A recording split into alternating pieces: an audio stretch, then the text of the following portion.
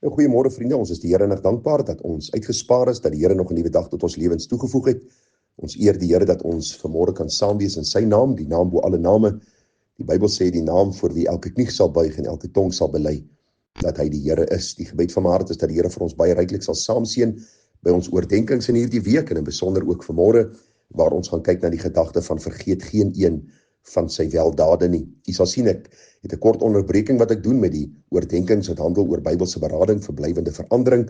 Die groot rede daarvoor is dat ek net so 'n bietjie 'n paar gedagtes met u sal deel wat die Here ook die afgelope paar weke met my gedeel het uit sy woord, wat vir my tot troos en bemoediging was. Ek hoop dieselfde vir u en kosbare gedagtes uit sy woord wat ek tog net so in u midde wil lê, sodat u hart sal versterk deur die geloof en u dan ook sal rig en lei op hierdie weg van geregtigheid. Ek wil begin deur u te groet met die baie besondere woorde van Gesang 171. Daar staan: hef op julle hoofde vromes, verlostes wees verbly. Die Heer wat op die troon is, kom weer in heerlikheid. Hy kom en daardie dag sal heel die aarde bewe, maar hulle sal juigend lewe wat nou reeds op hom wag. So 'n besondere gesang, en ek het vir julle al baie keer gesê dat die gesange en die haleluja liedere is nie geïnspireerd soos die Bybel nie, maar is kinders van die Here wat hierdie liedere geskryf het, en daar is geweldig baie skrifinhoud in hierdie liedere vervat, en is ook tot opbouing van ons geloof. Nou hierdie lied sê vir my iets baie besonders, dat ons as kinders van die Here, ons in die Here moet verbly. Waarom? Want ons beste lewe lê nog voor.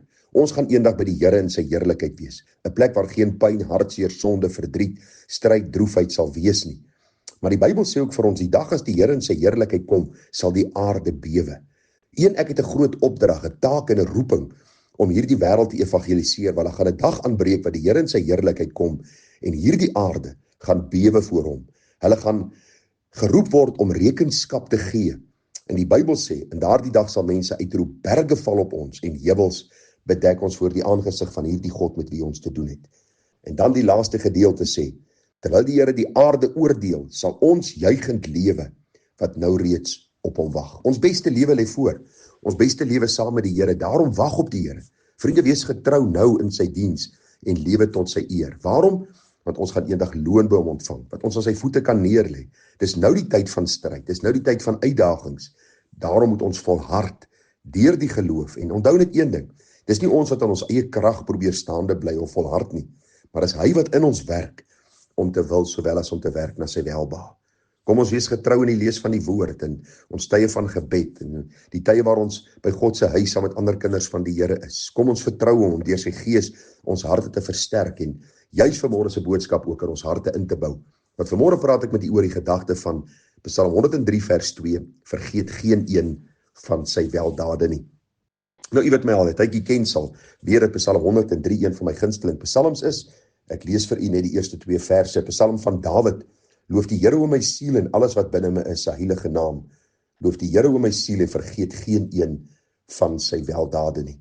Ag vriende, as ons kyk na Dawid, dan sien ons dat Dawid nie 'n volmaakte man was nie. Ek dank die Here daarvoor, want dan sou ek na hom kyk en sal ek gesê, Here, maar kan nooit daarby uitkom nie. Maar ek sien sy sonde, ek sien sy tekortkominge, maar ek sien ook sy liefde vir die Here, sy hartseer oor sonde, sy uitroep om vergifnis. En een van hierdie sake wat baie duidelik in Dawid se lewe uitstaan, is dat hy die Here lief gehad het met sy hele hart, siel en verstand.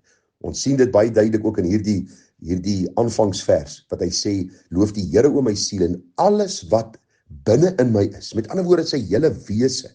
Hy het nie net met die mond die Here aanbid nie.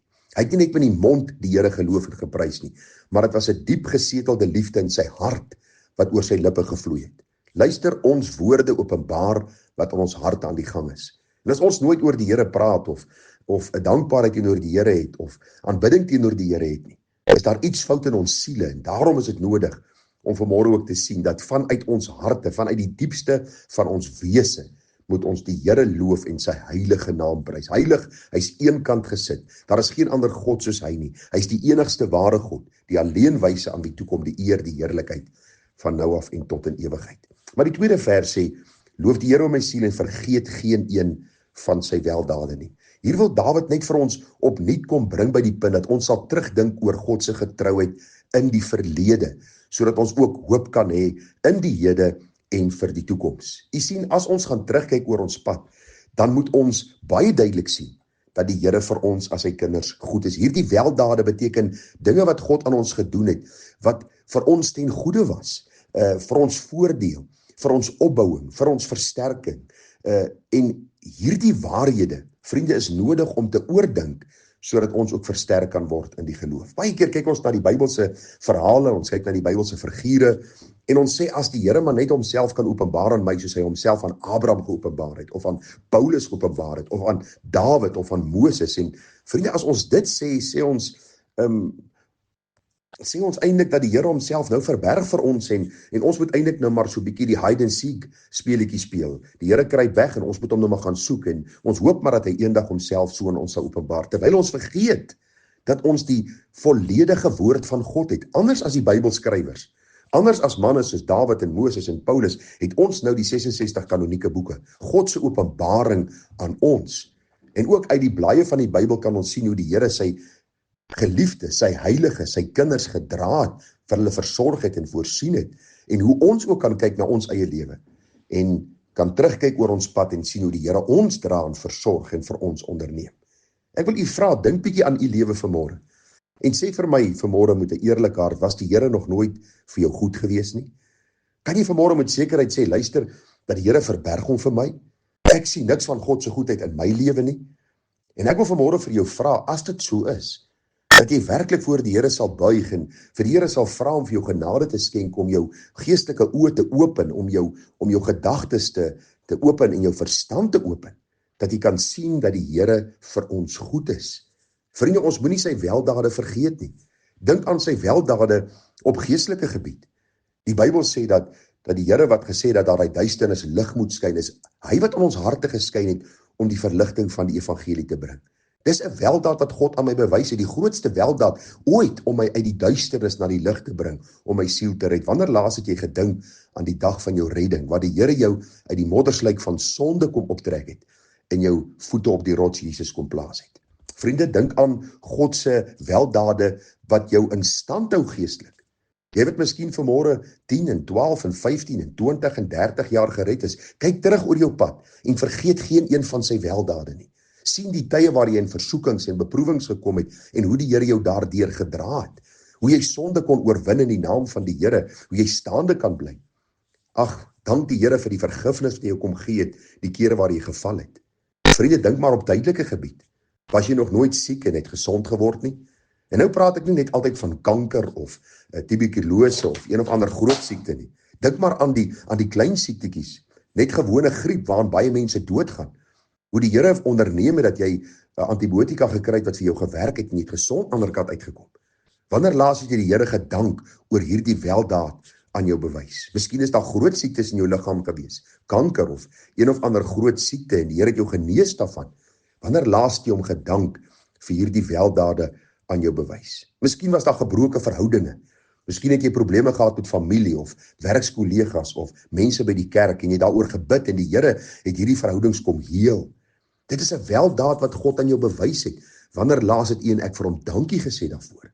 Miskien is daar 'n probleem in jou huwelik gewees, miskien verhoudingsprobleme, miskien iets wat gebeur het in julle huwelik en jy het die Here daaroor gebid en die Here het uitkoms gegee en vandag kan jy terugkyk en sê, Here, ek eer u dat my huwelik gebou is op die rots Jesus en dat dit goed gaan met my en my man.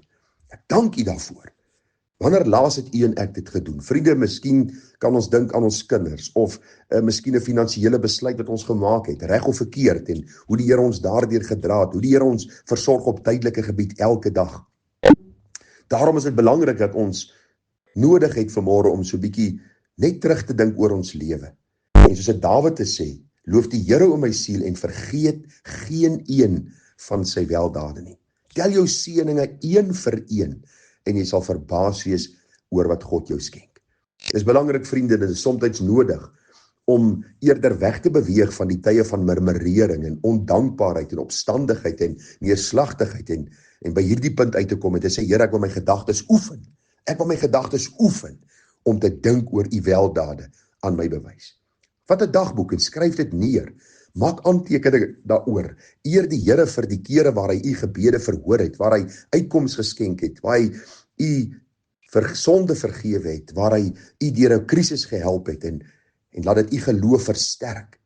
Want die Bybel sê vir ons baie duidelik, daar gaan 'n dag aanbreek, dat ons voor die Here gaan staan om rekenskap te gee. Ag, dat ons dit met 'n blymoedige hart sal doen.